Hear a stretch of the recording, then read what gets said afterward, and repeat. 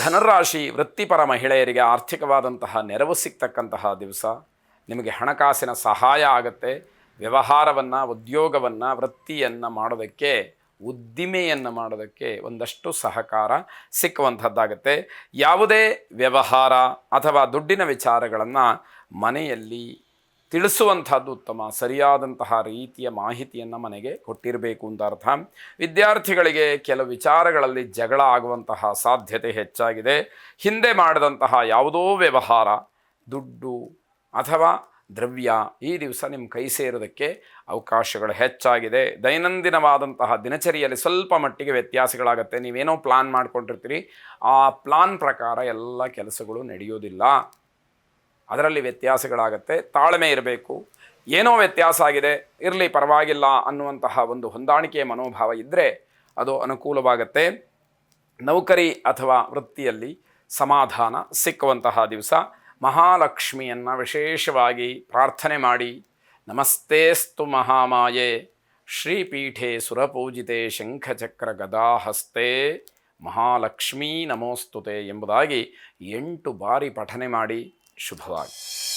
ಮಕರ ರಾಶಿ ಅಪೂರ್ಣವಾದಂತಹ ಕೆಲವು ಕೆಲಸಗಳಿಂದ ಅವಮಾನವಾಗ್ತಕ್ಕಂತಹ ಸಾಧ್ಯತೆ ಹೆಚ್ಚಾಗಿರುತ್ತೆ. ನವ ವಿವಾಹಿತರಿಗೆ ಯಾವುದೋ ಒಂದು ಪ್ರವಾಸದ ಖುಷಿ ಜೊತೆಗೆ ಸಂತೋಷ ಅವರಲ್ಲಿ ಹೆಚ್ಚು ಉತ್ಸಾಹವನ್ನು ಉಂಟು ಮಾಡ್ತಕ್ಕಂಥದ್ದಿದೆ. ಬೇರೆಯವರ ಜೊತೆ ಮಾತಾಡುವಾಗ ಎಚ್ಚರಿಕೆ ಇರಲಿ. ನೀವು ಆಡಿದಂತಹ ಮಾತುಗಳನ್ನೇ ತಿರುಚಿ ನಿಮ್ಮದೇ ತಪ್ಪು ಅನ್ನುವಂತಹ ಒಂದು ಪ್ರಸಂಗವನ್ನು ಹುಟ್ಟುಹಾಕುವ ಸಾಧ್ಯತೆಗಳು ಹೆಚ್ಚಾಗಿರುತ್ತೆ.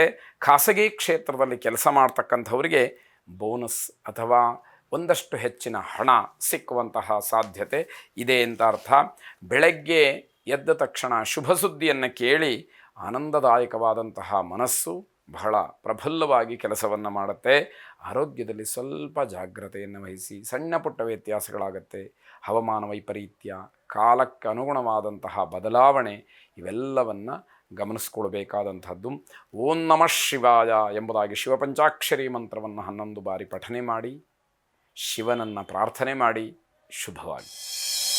ಕುಂಭರಾಶಿ ವ್ಯಾಪಾರ, ವ್ಯವಹಾರ, ಬೇರೆ ಏನಾದರೂ ಆಲೋಚನೆಗಳಿದ್ದರೆ, ಬೇರೆ ಬೇರೆ ಕಾರ್ಯಯೋಜನೆಗಳಿದ್ದರೆ ಅವೆಲ್ಲವೂ ತಕ್ಕ ಮಟ್ಟಿಗೆ ಕೂಡಿ ಬರ್ತಕ್ಕಂತಹ ಕಾಲ ಅಂತ ಹೇಳಬೇಕಾದಂಥದ್ದು.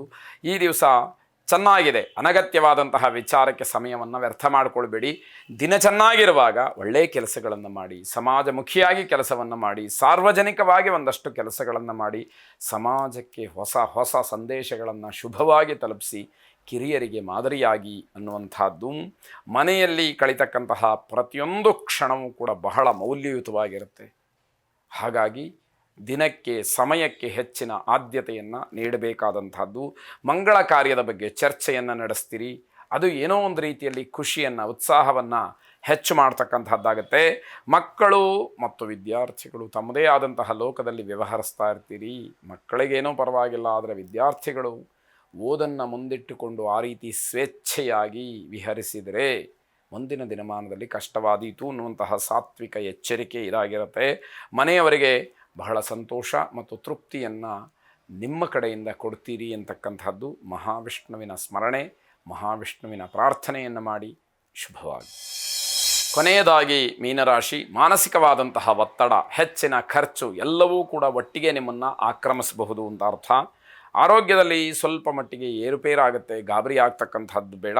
ಚಿಕಿತ್ಸೆಯನ್ನು, ಸೂಕ್ತವಾದಂತಹ ಮಾರ್ಗದರ್ಶನವನ್ನು, ವೈದ್ಯರ ಸಲಹೆಯನ್ನು ಪಡ್ಕೊಳ್ಳಿ ಅಂತ ಅರ್ಥ. ವಿದ್ಯಾರ್ಥಿಗಳಿಗೆ ಮುಂದಿನ ಪರೀಕ್ಷಾ ವಿಚಾರಕ್ಕೆ ಬೇಕಾದಷ್ಟು ತಯಾರಿಗೆ ಅವಕಾಶ ಇದ್ದರೂ ಕೂಡ ಕಾಲವನ್ನು ಕಳೀತಕ್ಕಂಥದ್ದು.